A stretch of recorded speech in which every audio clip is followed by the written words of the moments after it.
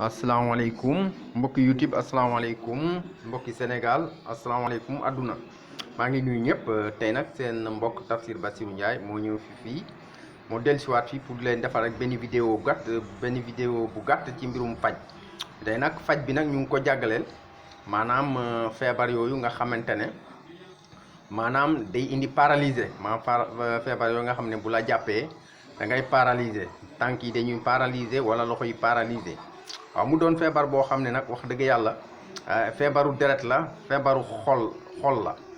léegi nag feebar yooyu wax dëgg yàlla képp koo xam ne jàpp na la bu fekkee ne sax daf la jàpp ci semaine bi nga ñëw ci man incha allah ci kantanu yàlla yàlla bi nga xam ne dara tëwu ko yaakaar naa ne cër yooyu nga xam ne dañoo banku woon maanaam loxo yi da ngay gis ne incha allah balaa muy yàgg rek bu fekkee ne sax koo xam ne ci benn fan la jàpp nga ñëw ci man 24 heures rek incha allah da ngay gis ne yaram yooyu bankoon loxo yooyu bankoon yëpp ay tali incha allah da ngay dal di wér ca saasa.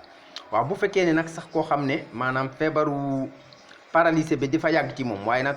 bu fekkee ne boo dompatee yaram yi rek mu yëg ko kooku itam incha allah ci kantanu yàlla lu ñu mën a faj la. lii nag mu doon message boo xam ne dañ koy jàllale te mu doon itam lu wér loo xam ne amul benn sikki saka bëgg cee dimbale doomu aadama yi kon nag képp koo xamante ne daal yàlla ate na nga am feebaru paralysé